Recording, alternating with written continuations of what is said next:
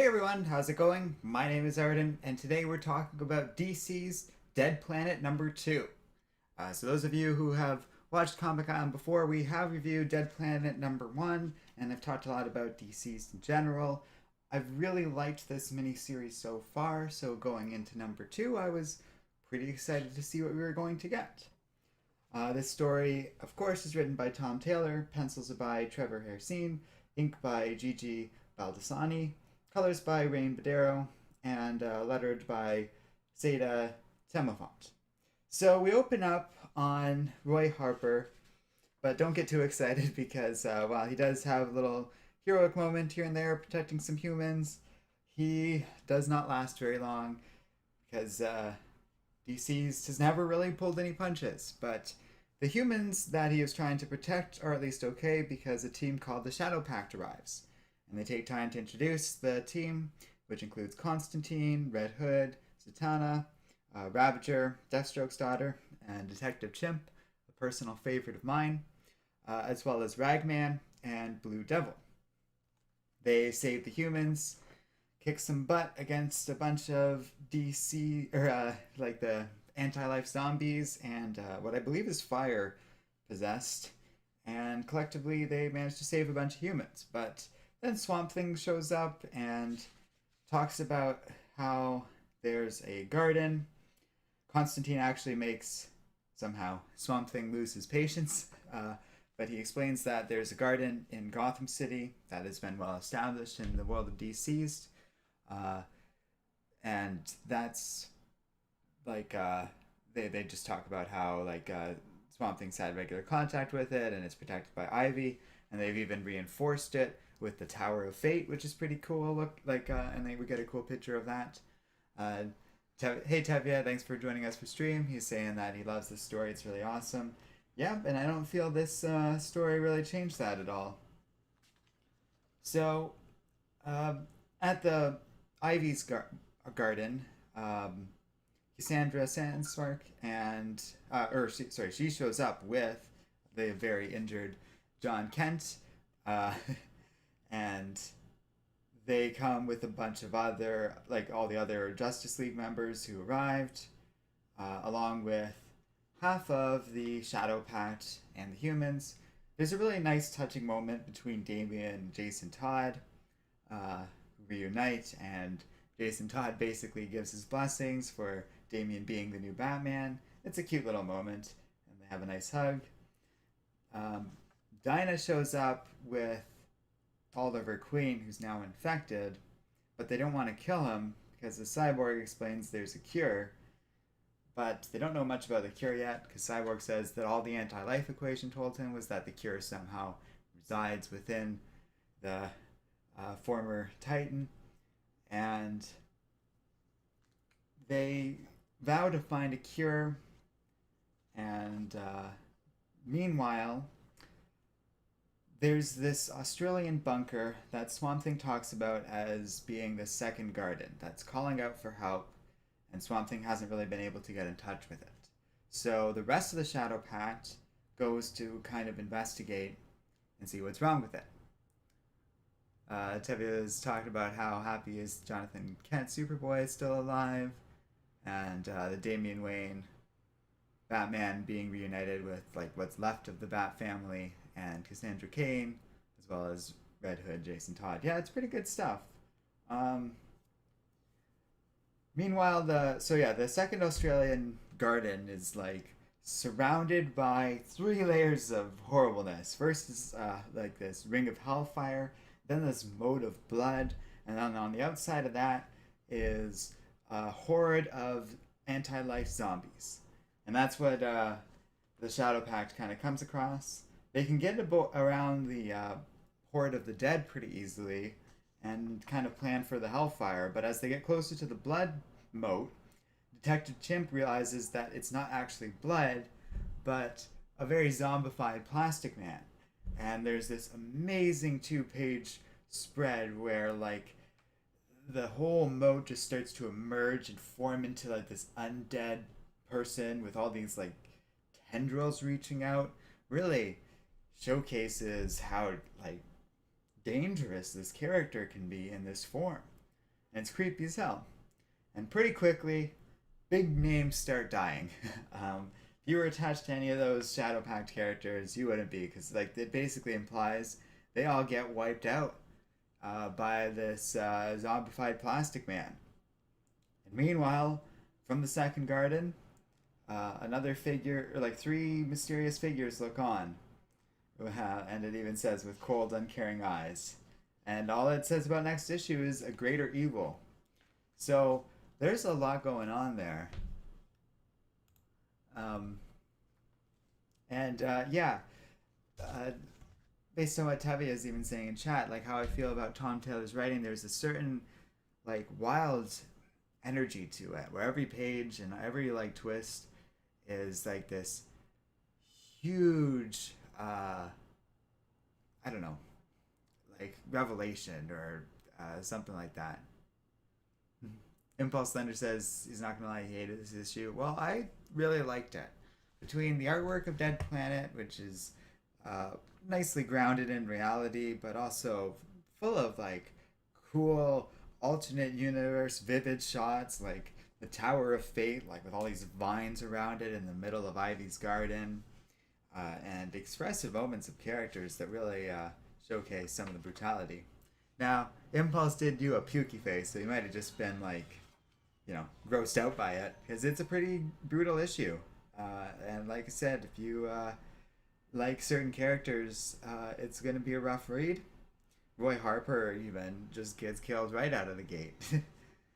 So, but that, I don't know. I feel like a story all about, like, what is basically DC's equivalent to Marvel Zombies should be full of brutality, and I think they did a better job at making it feel more significant than anything I ever got out of Marvel Zombies. Chevy was saying, I personally love the quest between Damian Wayne and Cassandra. Yeah, like, you know, that was a nice little bit of romance. And I quite enjoy the character work between these. I think my favorite bit of character was definitely between Damian and Jason Todd. Jason has a really good line, like, your father made a lot of bad decisions. This is not one of them. And then they hug. That was a really sweet moment. Tevi saying the story, in my opinion, is 10 times better than Marvel Zombies. Yeah, I would say, like, the scale kind of works that way.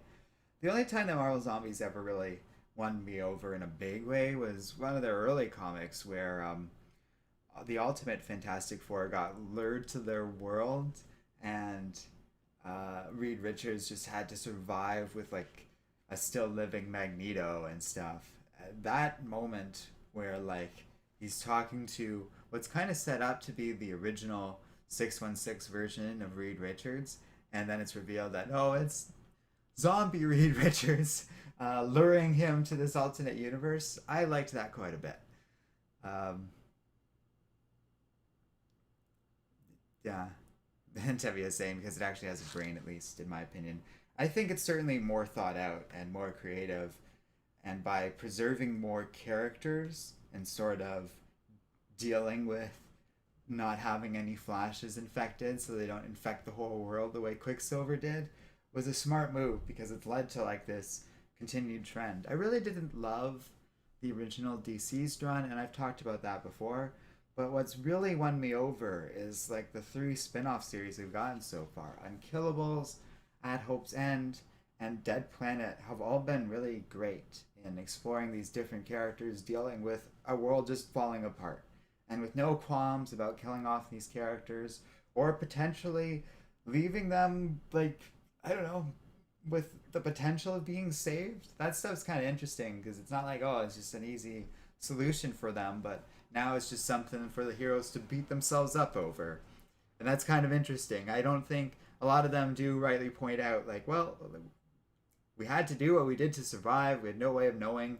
But there is a ring of sadness to it all where at the end of the original DCs, they find out, oh, these people could have been saved, and they all just wrote them off as doomed zombies. And it's kind of cool Dead Planet's following up on that little twist, which I thought was just like, you know, a throwaway final moment. Tevi is saying, also seeing all the spin-offs actually connect to DC's Dead Planet is really awesome. Yeah, I think that's cool too, because we're getting follow-up on things. I was going to say, that's what makes me think, like, the greater evil is connected to Unkillables or something. Like that seems pretty clearly set up. Um, and I quite like that. And also, yeah, the whole design of Undead Plastic Man is really cool. I assume Hercine and like Baldessani are largely responsible for that, but they do such a good job. This is a book that really clearly benefited from an inker because it fills in a lot of key details that add to the brutality and gore of this book and all that sort of stuff. Sorry, one sec. Just had to clear my throat. And I have no idea what's going to happen next. The only part that felt a little goofy to me was the talk between Swamp Thing and Constantine. But whatever. They're having fun in an otherwise very dark story, so I can't fault them too much for it. And I think it's kind of that scene makes more sense when you think about like the long friendship or relationship between Swamp Thing and Constantine, and Swamp Thing just being at wit's end in the larger context of this setting, which is, fine. That all fits together nicely. So, yeah, that's all pretty cool.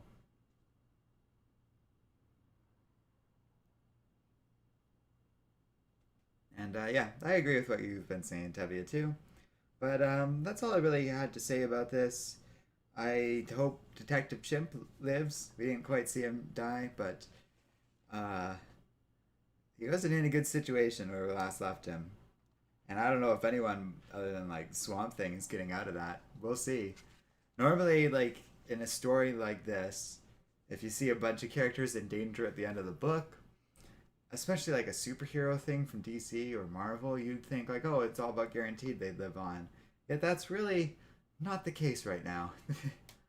It'll be quite curious to see where things go from here.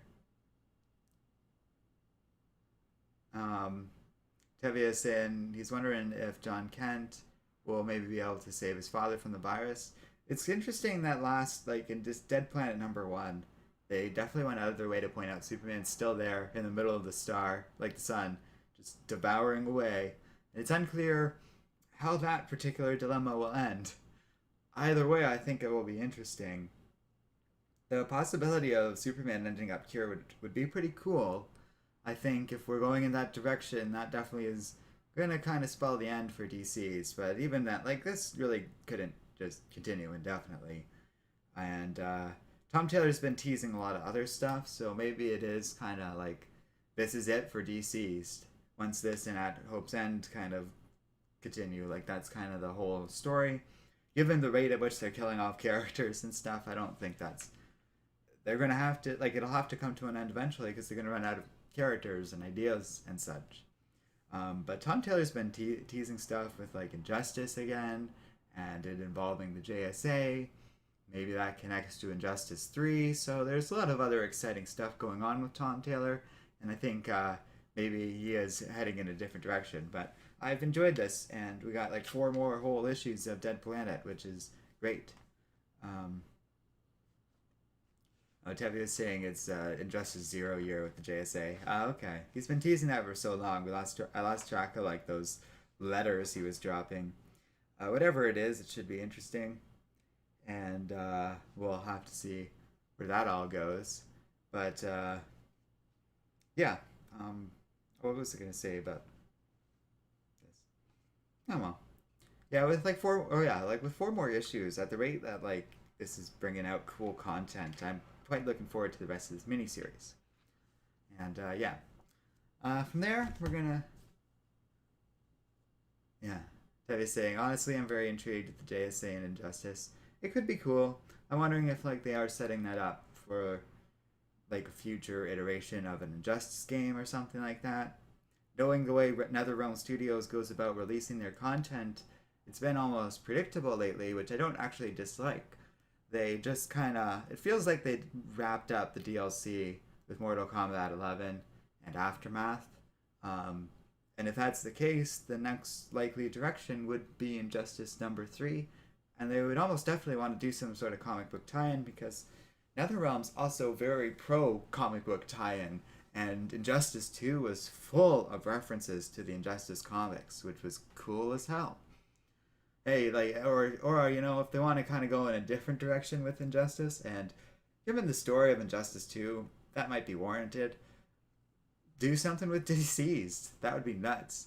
So but there's a lot of other cool things they could do. I think involving like lanterns or something could work in a way to sort of fill that armor niche that they've been doing a lot with like Mortal Kombat and Injustice games lately. That kind of works.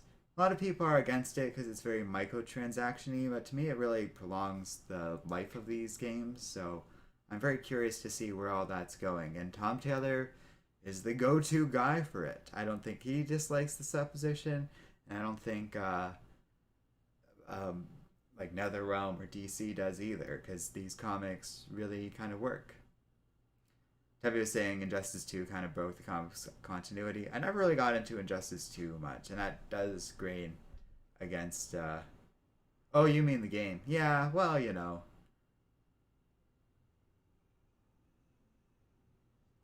I kind of think it's whatever. Canoe 3A says, keeps turning off the stream. I don't know what you mean by that, but okay. Or maybe you mean like the story path? I really don't know. One other thing I was going to say is that I like about this particular issue is when they talk about Australia, Tom Taylor, who is Australian, very clearly throws in a couple of references to what's it called? Oh, shoot, what was I going to say? Oh, like he takes a couple digs at Australia, uh, and he is Australian, which I thought was pretty funny. And that made me laugh. There's some good humor in these DC's books, in spite of their overly dark tone, which goes a long way to, I think, making them a pleasant and fun read, in spite of being brutal and full of gore. But I just love them. Yeah. So that's all been like a pretty good run overall so far. Like for only 2 issues in, we've gotten quite a bit, and that's where I get really excited about the rest, like I was saying earlier. But next up, we're going to talk about the next part of the Joker War. And I haven't had a chance to read this yet, so I'm quite curious what I'm going to get. So I'll see you guys next time for that. Thanks for watching, and don't forget to like, subscribe, and keep reading comics.